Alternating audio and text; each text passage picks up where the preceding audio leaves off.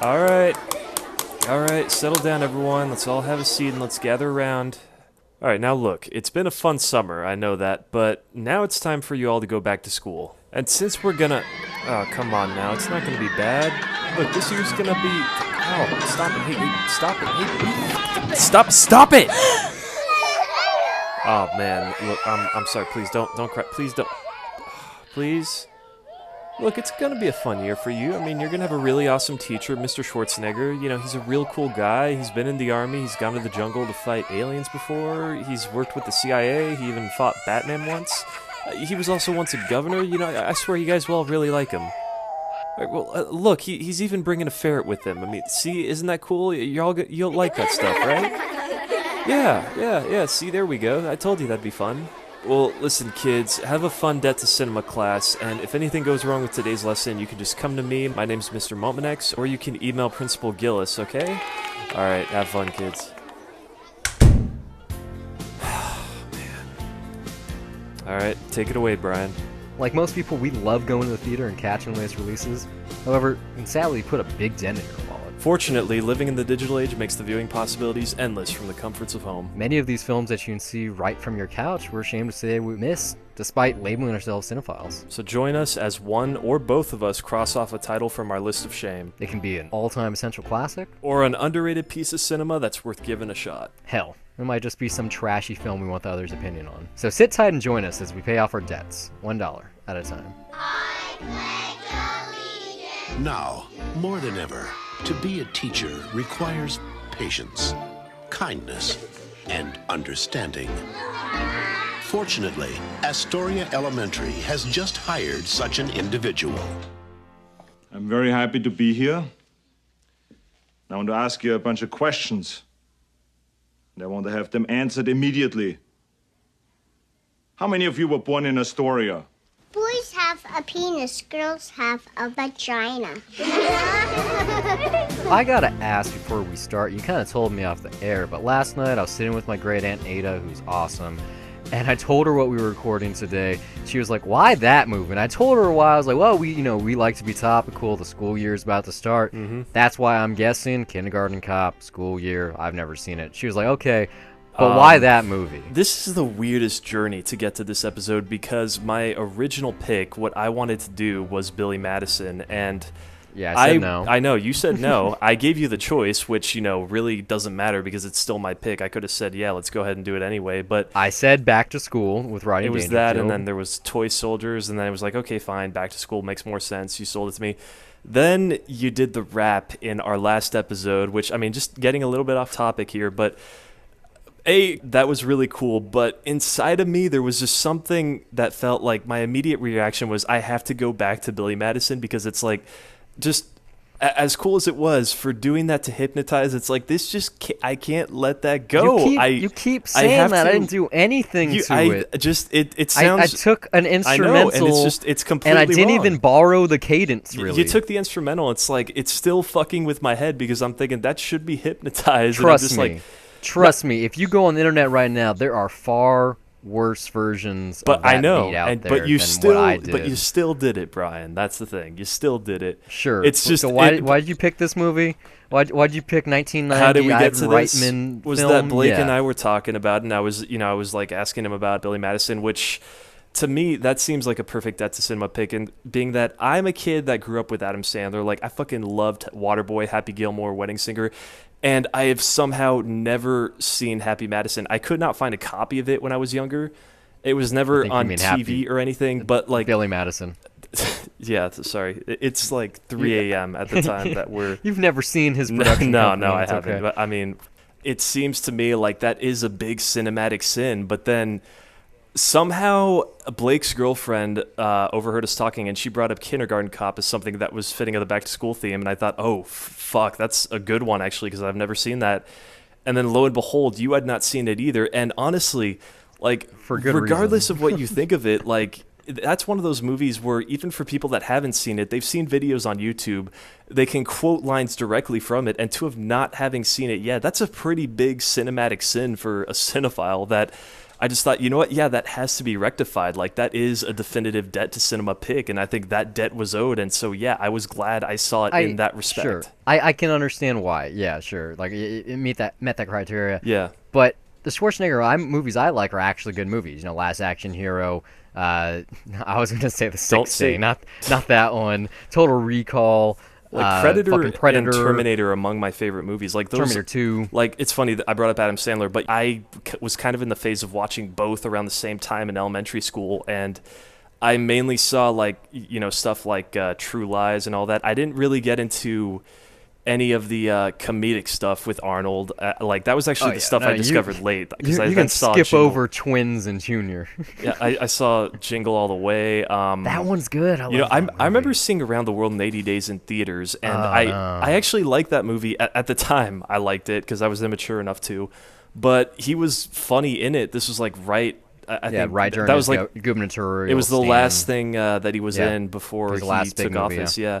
But this is the first, I think, of a series just of those 90s movies where Arnold went the comedic route. It actually works here for the most part. Like, I think especially at the beginning is that it's kind of a really good parody of Terminator in the ways that he's pretty much a machine. Like, you know, he even literally says himself, I have nothing else to do and nowhere else to go. He's just going to keep hunting down this guy. And it's pretty hilarious in that sense. Yeah, I didn't think of that Terminator reference when I was watching. I was just like, why? It's like, I know what movie this is. Everyone knows what it fucking is. It's like he goes into like a place kind of like the tech noir, even with that cage and everything, and he's just shooting shit. Like, I was just thinking, I was like, this is a really, really dark movie. It's like, I can't believe it's got a PG-13. I'm like, he's fucking shooting people, saying bad language. And then, you know, it's lit a certain way. It's very grim. It's very seedy, L.A., leather jackets, like, people dying, shit like that. Handcuffing this witness to a dead body, shit like that. This felt like sort of a 90s thriller action movie when that title sequence started. Yeah. But the text is color and Comic Sans. Yeah, it's like, I know I'm watching Kindergarten Cop, but this is the weirdest juxtaposition ever, and it's it's funny. I think it's intentionally funny. I mean, just because it's so fucking weird. But then again, this movie has so many weird jokes. All the time while this is going on, I'm like, but this is Kindergarten Cop. Where are the kindergartners? Where's the classroom? Where's the, oh my god, this is so funny, the strongest man in the world being with these kids. And instead, you know, you get these really bad lines. And lines, mind you, that I'd heard not because of the YouTube videos like you pointed out, but just from like the E-Bomb World days of using soundboards on the internet. So like, I'm the potty pooper, I'm a cop, you idiot. It's basically parodies of what Arnold was doing. It's not a tumor! Like, it really is just kind of a self-aware Arnold just making fun of himself in that sense. And yeah, I think for this, because this is the first of that wave of weird comedies that came with him, it's really playing on that image of just, you know, that he had in the 80s of just this badass action star. And so it's really fitting actually to set it up that way, I think, if you look at it for that time, because when he actually gets to the school, he's completely out of his element. Well, that's what I like, though. That's where the movie gets good. It's like, you see him a certain way, because this movie starts very much in the action trope way. Like, you got the bad guy, obviously, with the ponytail, very 90s. And then you got this scruffy-looking Arnold, always wearing sunglasses, following him around, you know, trying to get where he is. And you get, like, these minimal jokes. It's like that interrogation sequence where on both sides of the glass, the people say sit down, and sure enough, they do it right after that. Like, but there is really weird humor here that I don't understand, kind of like that. But I mean, stuff that I just couldn't help but find funny, like the overall, like, how deadly serious Arnold's character is. And like, I think the best thing for me, like one of the hardest laughs that this got for me is when he's trying to get the witness to pick the guy out of the line, and he just goes to the bar and he just says, I like you, Cindy, and I'm going to be around you, like, a lot. And I'm going to hang out with you all the time, like, until the end of time. Like, I mean, right before that... It's so fucking cold and emotionless. And it's like, what other movie do you get that where someone basically gets what they want by saying, hey, I'm going to stalk you, like, all the time until you do this? That same it's so scene, fucking though, preposterous. in, like, the sequence right before it, where, you know, he fucks up the hoodlums on the street, and he walks away from his car, and he's like, I love my car. And then he's carrying the sawed-off shotgun on his jacket, like, shooting things and shooting sound systems. And I was like, I seriously didn't know. Like, I knew what movie I was watching. I was like, this is that movie? Is this the reason why no one ever talks about it? But then you get on the plane, it gets to Oregon, and it Flying becomes Alaska Airlines from Los Angeles, Yeah. mind you. it becomes a totally different movie. For one thing, the score comes in. As soon as you hear it, super poppy, daytime, like everything is right with the world. You get actual colors now. It's like they got a whole different DP to shoot that shit. And it's like pastels and overalls and all this stuff that you associate with the 90s. But it's like not until they get off the plane. And did you catch who their stewardess was? No, I did not. It's a Debt to Cinema alumni. It's Angela Bassett from Strange Days. Really? She's the stewardess. Wow. For maybe 30 seconds. She's not the only cameo either. At the end of the film, I caught it before I double checked on IMDb, but Jason Reitman has a cameo. He's the kid making out with that girl when the school's on fire. Wow. Yeah. Yeah, no one would have got that. I caught it. I was like, was that who that was? And I was like, yep. I wrote it. I have a note here, and sure enough, it checked out.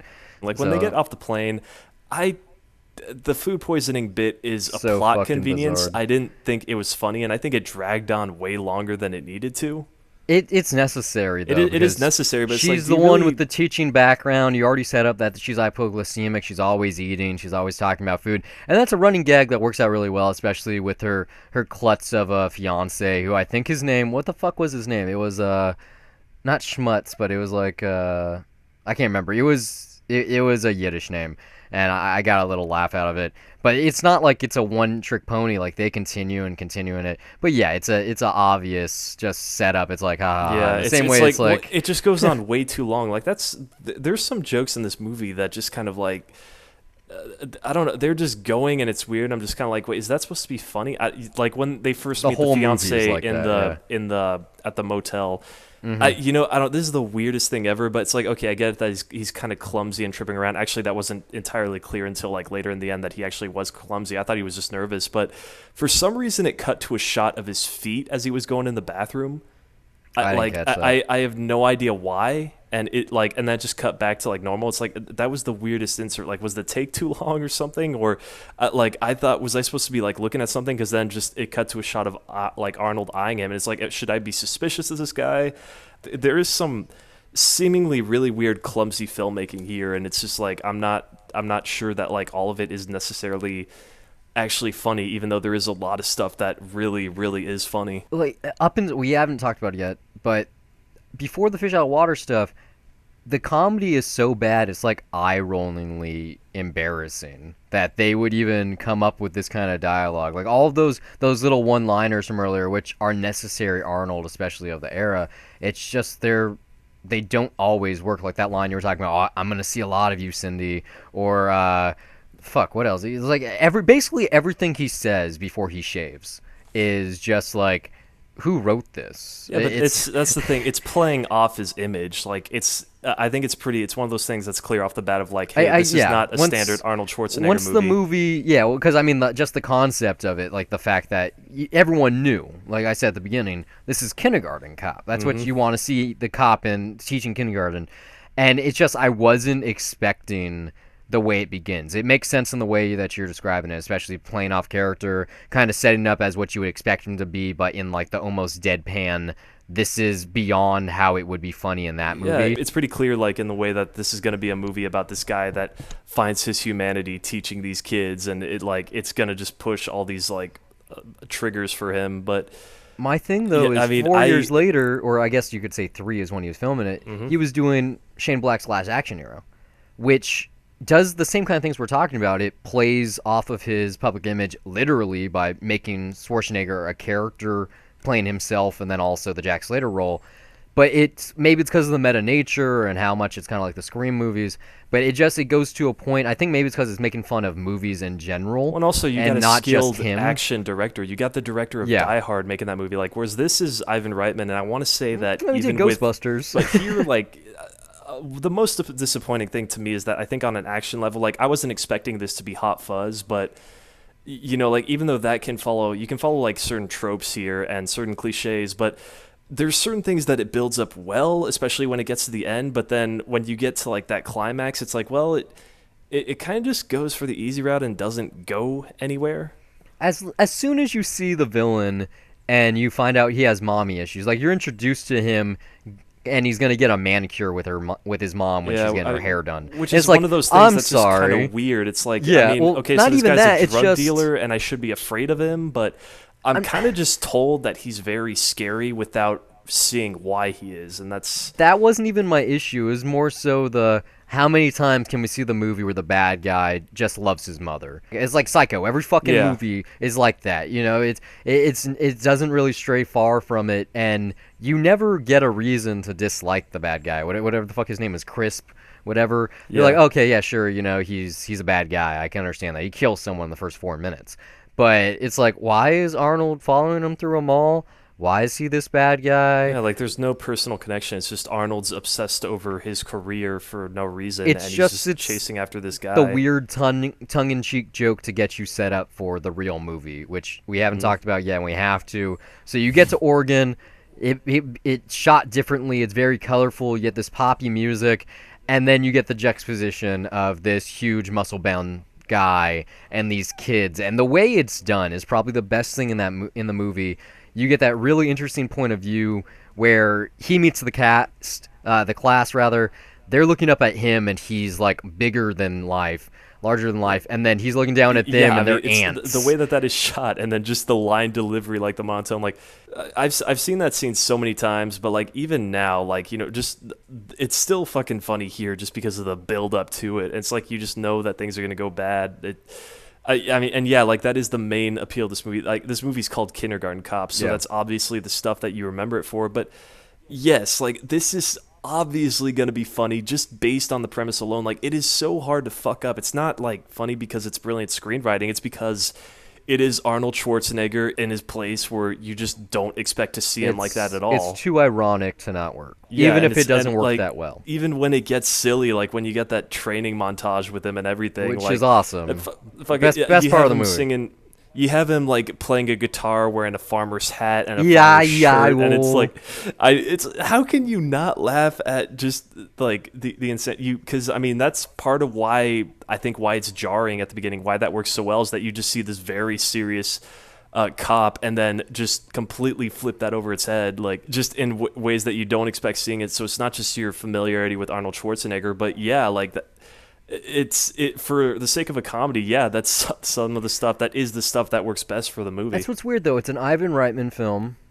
It's obviously going for jokes, but it's not that funny. Like, when the kids are doing the "Who's your father" thing, they're saying stuff that's funny, but there's something about the delivery or the timing or the way it's cut or something. I wasn't laughing. Like, you have the kid where he's like, my dad's a gynecologist. He looks at vaginas all day. And then, like, well, it's because he's been telling that joke the whole time of like, boys have penis. It's like, girls have okay, vaginas, so this kid is obsessed with genitals. I get it. And I see why now. Okay, that totally makes sense. But even still, like, almost every one of those kids, they said something that was inherently funny. Like, if a kid saw it, they would laugh. Or even a parent with their kid. And I was just sitting I would have there. found this hilarious if I saw this as a kid, honestly. I was just like straight face looking. These kids, when they grow up, they're the hipsters that are in Portland. That's it, period. And they probably go, that's very true. By the way, I was in Kindergarten Cop in Astoria. That was me. And I wonder how cute those shining twins are right now. Probably one of the more interesting things about this film. I learned like that whole, we talked about the montage for a second where he basically makes it police academy. And, when I blow the whistle, do this.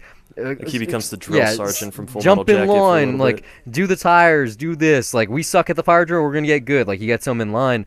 And he added that, apparently, to the film. He had a couple things that needed to be done. He wanted a physical education angle.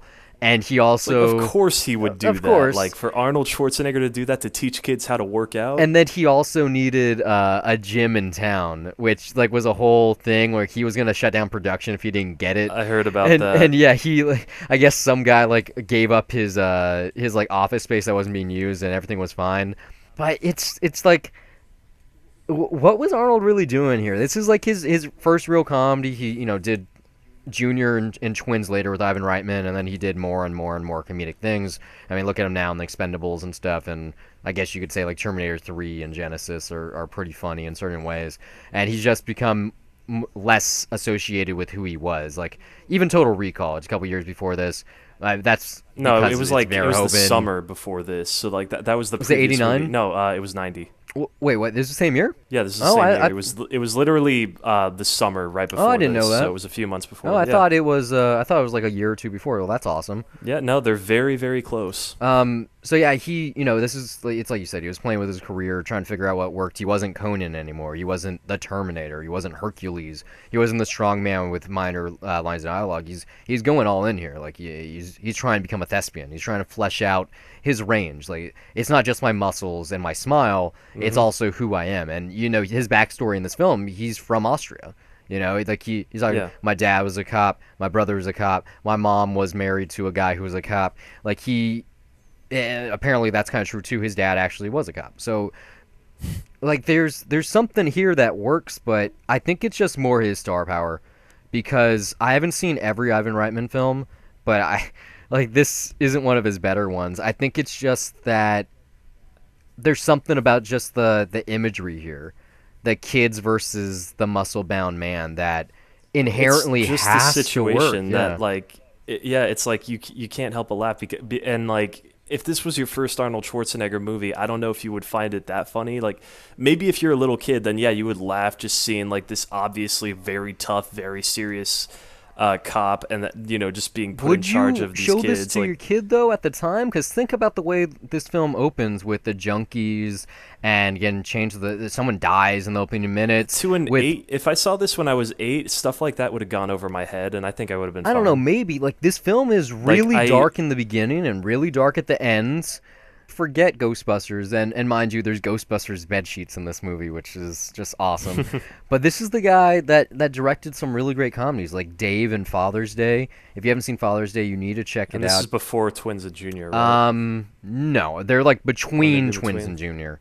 Like these, Okay. both of those films are a little bit after, but those are my favorite Ivan Reitman films. Like as much as people like Ghostbusters and Meatballs, and maybe someone out there likes My Super Crazy Ex-Girlfriend or whatever it's called. Like I said, I haven't seen Twins and Junior in a while.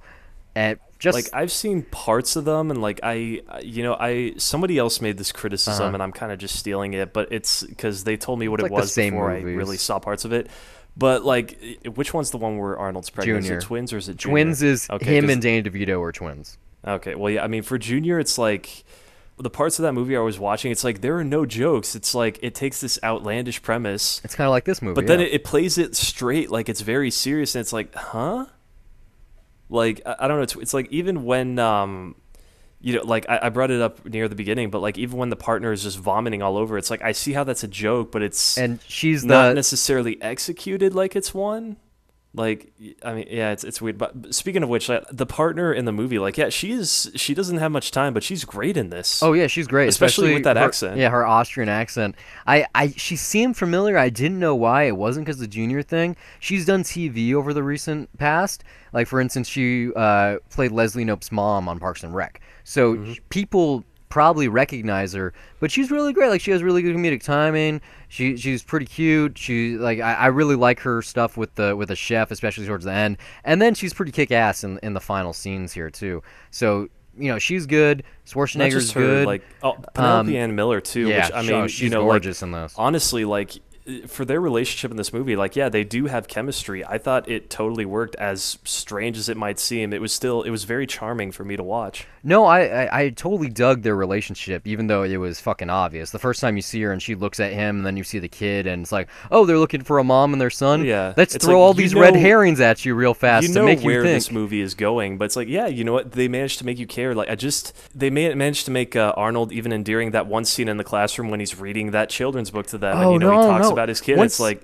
after at that moment- montage, he's great in this movie with the kids. Yeah. It's just the movie only really works with them, and there's nothing outside of it, which is really bizarre. I think where this falls short is near the third act, because Yeah. like if this movie had great action, or at least was more exciting in the end, like there are things that are set up like that just for action movies The should be laser perfect. Like stuff. they set up the fire alarm first. Oh, of all, yeah, and it's like, perfectly. Yeah. Right when you see that, it's like And the ferret. I saw that coming. I was like, I know that's going to come into play. That's perfect. Mm-hmm. That's like the shoes in Die Hard when He makes fists with his toes. That gets him to take his shoes off. Okay. Even in the backyard, they set up the kids' little hiding the place. Like, lasers okay, thing. so that's going to come into play. But The ferret the was fire perfect. alarm kind of like, pays off. But taking out the ferret angle, just the first moment I saw them, I love ferrets. I wish they weren't illegal in California. It totally sucks. We're like the only state where you can't own a ferret. They're the cutest fucking things. They're adorable. They're like very smart. And so maybe you should leave California. The first time you see one in the movie, without even a payoff, I was like, I like this movie immediately because Arnold owns a ferret. And then his role in the classroom, and then towards the end, even more than the fire drill, the ferret saves the day, which is awesome. Like, I love that about the movie. It's just, I don't, like, I think I should have seen this when I was younger because it was on cable all the time. It's just I never turned it on. Like I said, I knew the quotes. I would have loved it too. Absolutely. Yeah, I would have loved it because I would have thought it was really funny because these kids, most of them are awesome. Most notably Emma, the one, the princess in the overalls. She went on. She had like a film career because of this. She was in the first 2 Beethoven films, and then she was also in. She played in Parenthood. Not Parenthood. I mean, Father of the Bride. She is the bride's younger self. So she's, as far as I know, as far as in the minimal research I did, the only one that actually got somewhat of a career from this. So I'm sure that she was set for a while there, probably living it up. Like, she's great. Like, Ivan Reitman apparently loved her. Like, she was like, whatever she wants to do, she can do it because she's a princess or whatever. But most of the kids, like, I wanted more. Dominic gets too much screen time. Like, it was like just him. And just the classroom. Like, Kimball doesn't have an outside life in this movie. Like you said earlier, you had that line where he's like, that's part all of I the do joke. All I do is hunt you.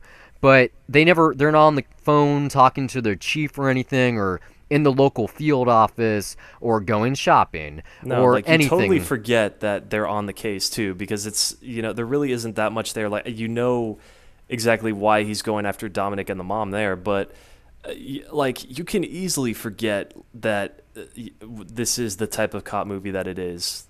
I think it's more so that you want to forget because it's such a good fantasy that just if they didn't have the angle. It was jarring when you get to that point where he's just like, oh, hey, what's his name? I forgot it too. Like, Crisp is coming. It's like, okay, right, we're back to this. And like, like I said, like I thought there was a good setup for an awesome third act. And then, the stuff with the backyard doesn't even pay off. And it's like, man, like, it's still really solid entertainment. It doesn't take full advantage of its premise. And I think what the really problem bums me is, out. this didn't have to be Kindergarten Cop. If you just called this the kindergarten teacher, and just the story was, I'm Arnold Schwarzenegger, my wife and son left me, I started teaching, and that whole series of dialogue he has where he's like, I'm finding like to love my life again because I'm teaching these kids. Like, high schoolers, I couldn't learn anything, but kindergartners, I can shape their world. If you had that, I don't think so. Like, I think, especially for the time that this came out, Arnold was the action star. Oh, he was the dude that came in with guns blazing. But I think this movie is playing off that image, so that's what makes it funnier, is that you have this guy that's totally all about doing that, and that he can't do something as simple as supervise over kids. Like, that's his one weakness. Like, even he can take out the baddest motherfucker out there, but he loses his shit if he has to watch over kids, and that's what makes that funny. Is like, it does really rely on that audience familiarity of Arnold's image. I think just having a big muscle-bound guy who doesn't have the greatest control over the English language is funny by itself. That if you showed someone this movie, like a 5-year-old who's never seen an Arnold Schwarzenegger movie, they would think it's funny just because that juxtaposition of imagery. It just is. Having the kids climb on him, it's just funny. Like, all the parents saying, like, he's got to be gay, and then they see him, they're like, no, I need it. Why am I not wearing makeup? Oh, you guys are married. You don't need makeup. Like, all that stuff would work regardless of the cop angle. You get this opening 15, 20 minutes. You get the closing 15, 20 minutes, and you get, like, that one little tiny scene where the police chief is like, oh, they got to pull the budget. We got to go. You get that moment with the mom where she, like, sells the drugs so the chick will overdose.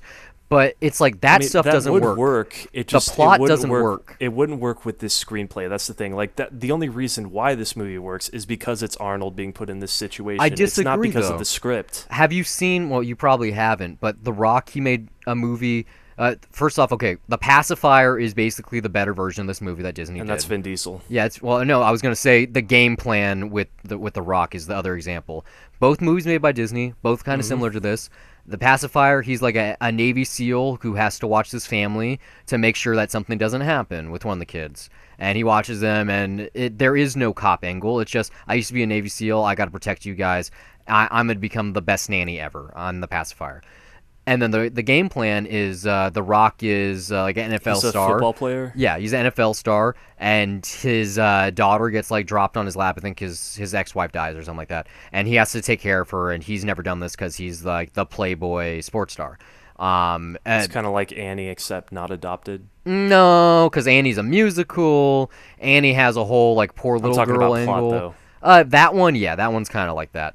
But those, I mean, obviously those films came after this, but they just work a lot better than this. And I think it's not the charisma of the actor, because all three are very similar. The Vin Diesel, The Rock, and Arnold Schwarzenegger are all leading men that are mostly in action films that have good physiques. It's just, and they're also funny and, you know, have lots of star power. It's just that this one, it tries a little too much. I think it's more so, like you said, they're trying to play against type, and probably more than that it's just Ivan Reitman trying to make an action movie. I would say Ghostbusters kind of is an action movie. Like, there are at Sorta. least thrilling and scary sequences in that. It's more of a supernatural comedy, but yeah, it has action set pieces, most notably like the State Puff Marshmallow Man. Mm-hmm. But it's, you know, it's not a gun, a cop walking around with a gun shooting up a party and having a hostage crisis towards the end with then, a fire. like, some of those scenes are pretty well shot in the beginning when he just bursts into that one little club. They're shot well. It's just it doesn't fit the director's sensibilities, and everything like this. Like I said, the classroom stuff is real great here. It's just inherently funny, even if it's not written that well, and even if the jokes don't land. But when you have that action stuff towards the beginning, it totally threw me off, and especially since I knew what to expect. It wasn't what I wanted. I wanted, like, right away. I already knew the setup before watching. I was like, he's a cop. He has to basically watch this family or whatever, figure something out while he's a teacher, kindergarten. Cool. I didn't want to wait that long to get there. Like, it should have jumped. Like, I would preferred if it jumped right in. Like, basically, he's on the car. It's like probably 30 minutes till he gets into the classroom, honestly, and that's not an issue for me. Like, I seriously was not bored during this. I never felt the no, I wasn't bored hour either. And 50-minute runtime at all. Like, I as far as like how things flowed and getting to where we needed to be, like, there were jokes that, you know, I just didn't think really worked, but I still thought, like, at least the movie was pretty well paced, or like, I'm not sure if everything was a joke, but my biggest issue is just that, like, because I mean, it plays very well off Arnold's action image at the beginning, and it's like, if you can't deliver on that, even if you're a comedy, you still have to be a bit more clever in your writing, or at least, I don't know, make it just a little bit funnier. Like, the thing with the dad, the abusive dad, that was really weird. Like, there is a payoff there, but it's like, you know, it felt more like a realistic payoff of, like, okay, yeah, I'm not going to hit that hard. And I feel like,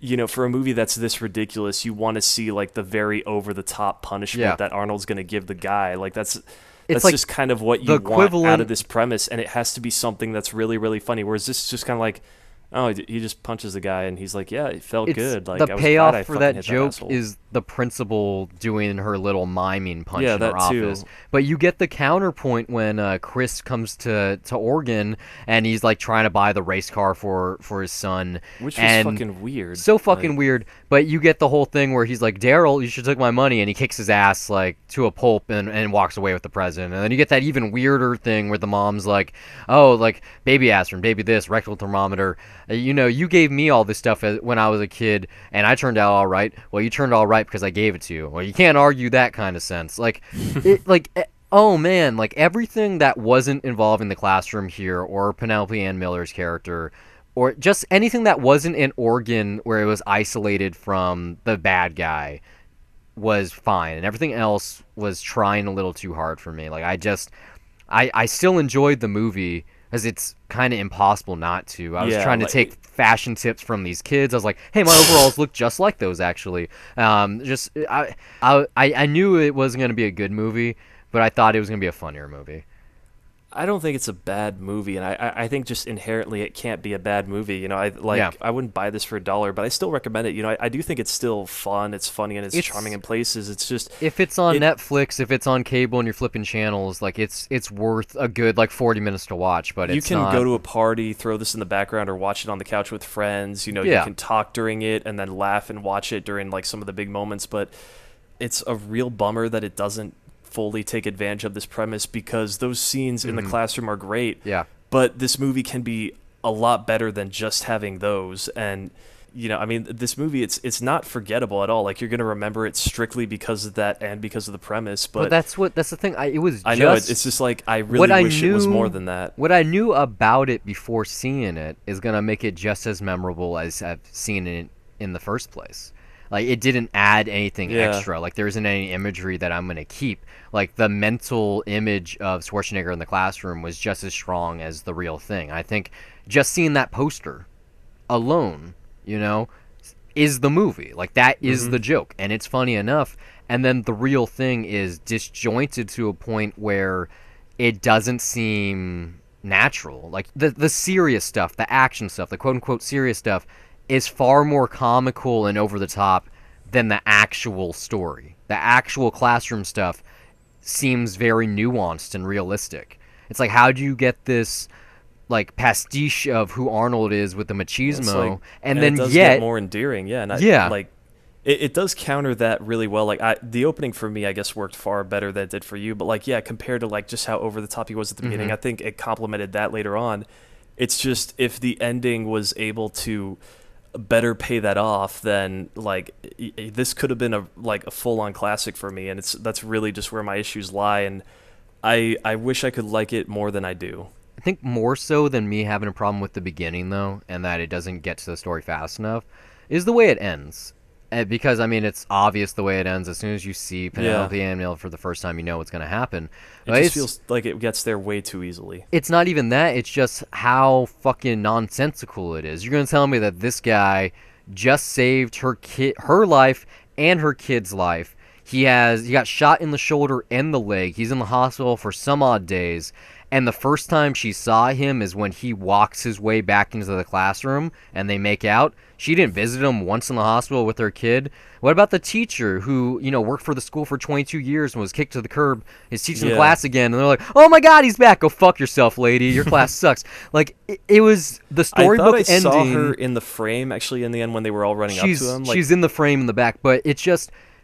You knew the way it was going to end. It has to end that way. It's a blockbuster, or trying to be a blockbuster. You know, it's a Hollywood film. Well, it's like it's very safe. You know what the beats are going to be here, but there is like joy in at least experiencing them as they happen. It's just because we know how this is going to end. Like that ending, it needs to be more exciting in how we get there, and like just having all these things set up, not being that well paid off. I don't know, maybe it was budget reasons or something. But I don't think it's the budget, because they shot this on location. The classroom was in a studio. Like, they had a big backing of this. This movie was so big. Like I said, with the studios shit. Like, it's all restricted down to one location when it feels like it really should be bigger. And also, just, I mean, you got a weird villain and someone so who fucking weird. I mean, like him and his mother, it's like they need to feel like far more dangerous than they are. We just know not even that you don't want them around, but this would have worked with just a comical villain, kind of like you've seen Air Bud, right? Like something like that, or even Jingle All the Way. Like having a villain like that who's funny, not in the like, oh, he's so weird, it's kind of funny, but like in the actual funny way that matches the rest of the film. But because it starts off so gritty and grimy and dark and tries to set up a movie that it doesn't become, that when it becomes the movie you want it to be, it has a trouble kind of like recalling how it began in the first place. Like their dialogue, the mother-son dialogue between the villains, it never works in the whole movie. Their motivations don't work. It's like you are led to believe that there's the $3 million that the wife ran away with, and that's why the cops are involved. You get that line where the chief is like, if they don't have the money, tell them they can forget about the protection. She's like, I didn't have the money. I never had the money. And you come to learn that, oh, the mom is so crazy that she just wants her grandson, and she wants to, like... It's really no reason. I mean, and it's weird because like there are moments too where it's like, as bad as the guy is and he does some horrible things, like when he first has his moment with his kid, It's like it feels like, at least for him, like, oh my god, this is like a genuinely like happy moment. Like he cares, even though he's definitely not fit to raise a child. Yeah, like he He's is, fucking because his mom fucked insane. him up. Yeah, And it's like yeah, there's just all these weird sort of mixed emotions, which is like, maybe it is more nuanced, but for like a comedy that's like this predictable and straightforward, it's like, no, it should be a little bit more two-dimensional in that sense. And it's like, yeah, if you said, it's just like you said, if he's wacky, then yeah, you can have a bit more fun with those cliches and enjoy them as you're watching it. It falls a little too far from the mark, and yet I still can see myself watching at least some of it again, just because like it's Schwarzenegger, it's kids, it's it's Penelope Ann Miller. Like she goes a long way in this movie. Thanks for listening. We hope it's been a pleasure. If you like this show and you want to hear more of our wonderful voices on a weekly basis, check out 2 Cents. I'll recap what's happened in film, TV, and tech news. We're also on the titular Dollar Review Show, a spoiler-free critique of new releases or anything we've discovered on our own, whether that be TV, music, etc. You can find all of our content at dollarreviews.net. Follow us on Twitter or like us on Facebook at Dollar Reviews. And we're also on Google Play Music, iTunes, Pocket Cast, TuneIn, Stitcher, SoundCloud, YouTube, just about anywhere on the internet, with hours of content available to you for free. But for those of you that feel that the show is worth your dollar, you can send us a donation at patreon.com/dollarreviews. Contributions not only earn our undying love, but they also make it possible for us to improve our recording equipment and to give you the highest quality episodes possible.